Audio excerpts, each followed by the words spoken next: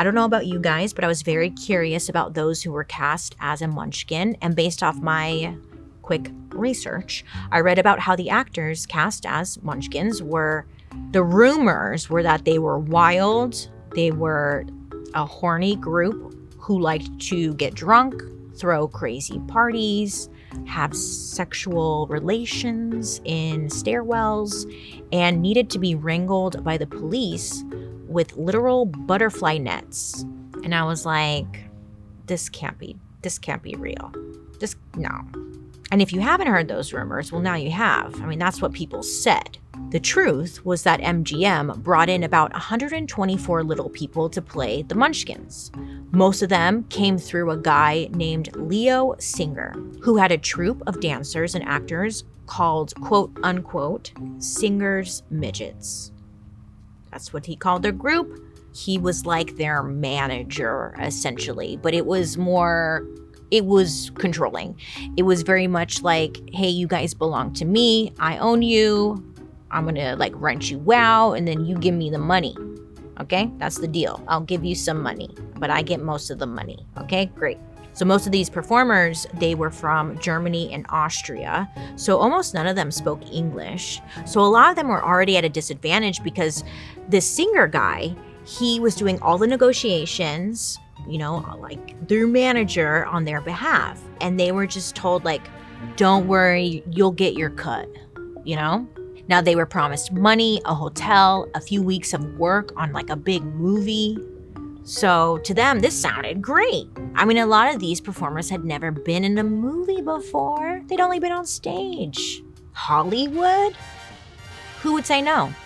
Well, it turns out a lot of them never actually saw their full paychecks because that singer guy kept a portion of it.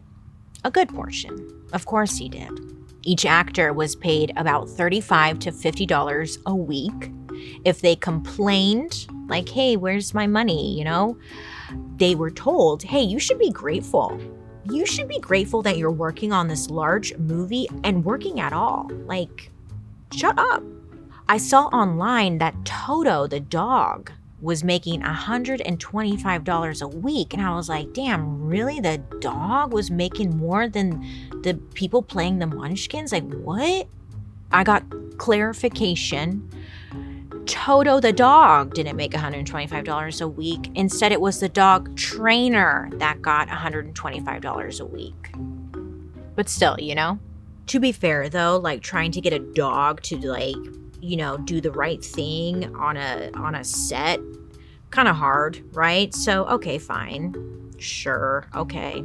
When they were filming, the actors who played the Munchkins were packed into old hotels around Culver City, which was where the studio was located.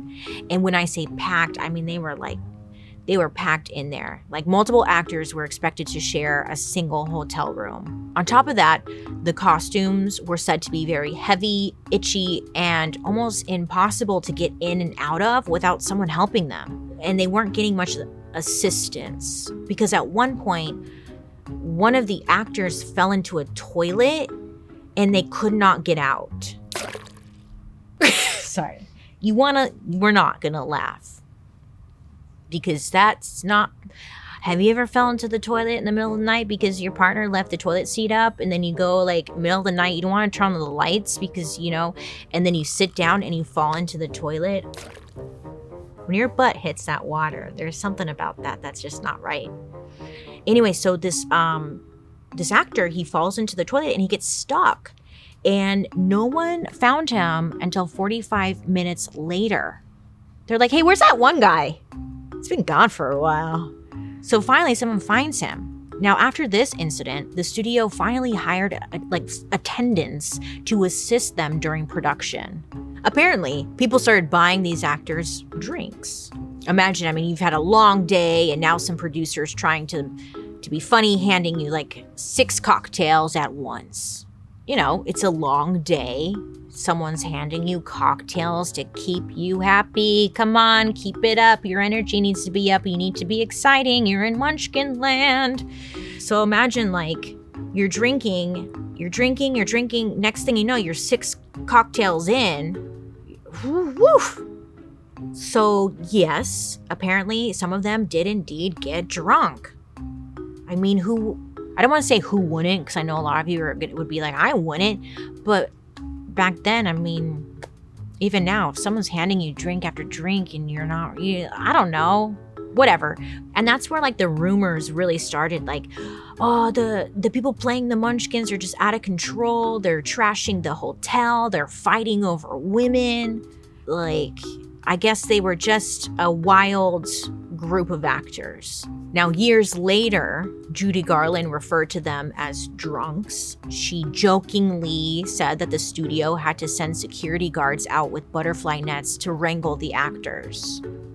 But honestly, Judy had a lot going on and maybe wasn't like the most reliable narrator when it came to what was going on set.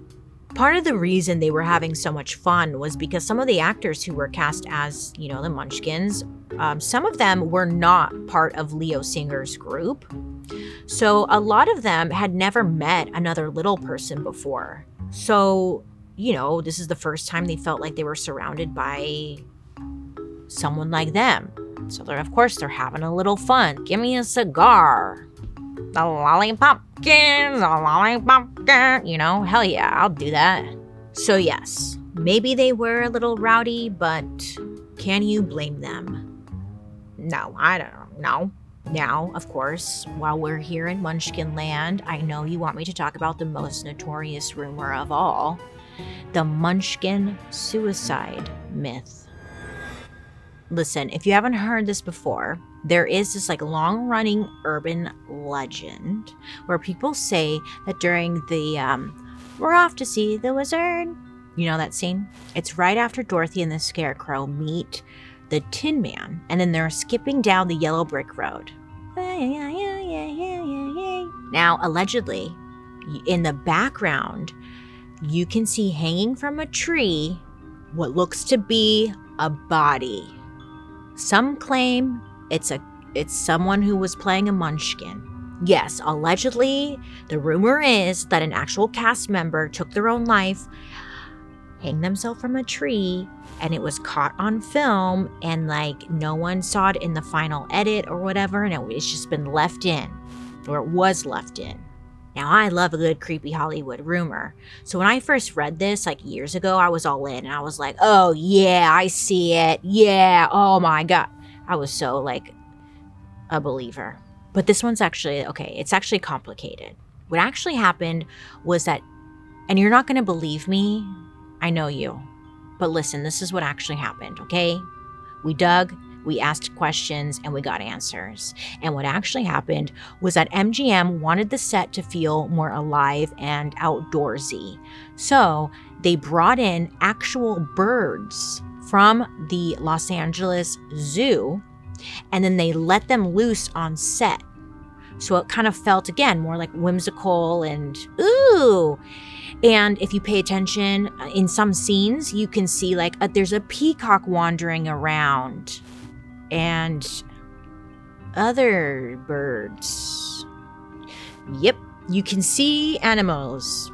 But listen, so in this specific shot, what you're actually seeing in the background, believe me, it's a crane flapping its wings off in the distance. I know, you're like, no, it's not. I know, it's not as exciting. Years ago, someone on the internet tried to revive the whole thing by posting a clip they claimed was the original Wizard of Oz VHS cut. And in this video, the thing in the background is much larger and more dangly. The person who uploaded this or whatever claimed it was the real footage before MGM edited out the truth. And of course, again, like I was telling you, I saw it and I was like, oh my God. Oh my God. Yeah. But turns out it is 100% doctored. It's not real. It's a fan edit that was made to look very convincing, stir up a crazy rumor, and we all believed it. It blew up like crazy. Of course we believed it because there are so many like creepy theories out there about all of your favorite childhood movies, right? Like the penises on the cover of The Little Mermaid? Or in The Little Mermaid, the Pope with the boner? You know that scene? Dearly beloved. Dearly beloved. Someone drew in a boner on the Pope when The Little Mermaid and Eric are getting married.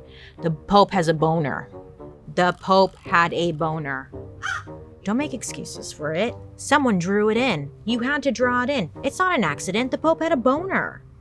Do you understand? Anyways, so of course, like, it's easy to believe anything. The Pope had a boner. But then sometimes I think about it, and like, if I was drawing all day, I'd be like, I'm gonna put a boner and see if anyone catches it. And then, like, let's say you did do that, and then I would tell all my friends, like, watch, I drew in a boner. No one caught it. And you know, the Lion King has that, when the leaves are blowing and it spells out sex. I know you know what I'm talking about. So of course, like, oh my God, a guy who killed himself on set. Oh yeah, that's just another thing. Now, to this day, people swear they remember seeing, like, a person hanging in the background in the original version when they were kids. But apparently, it's a crane. I don't know why I'm still not convinced. Like, I know it's... Okay, whatever, Bailey. Let's say for a second it did happen. This situation did happen. The person was hanging from a tree. Realistically, when they were filming, they would have stopped, cut the person down, and shot the scene all over again. And you're thinking, but Bailey, it was hidden all the way back there. No one saw it. I think you underestimate how small movie sets can be. Have you ever been in the audience of The Price is Right? Oh, it will crush your dreams because it looks like such a big show, and you get in there and it's like a small, tiny set. So the movie is made to look like there's so much depth and it's this forest, but realistically it's a smaller set. Someone would have seen it. And then on top of that, the trees, they were props. And a lot of them back in the day, back in the day with classic movies, they would hand paint the backdrops. So a lot of them are just painted in, but most of all, the trees, they were made of foam, wire, and paint. So even if you did try to hang yourself from the tree, it would fall apart. It wouldn't even be able to hold anything up. I know, I'm sorry. Debunked. Stamp of debunk of approval. I don't know. So the official explanation was that it's a bird. Yes. And most likely the version that you've seen with, like, the person allegedly hanging from the tree is the doctored version. I know. You want to believe. I'm so sorry. It's a bird.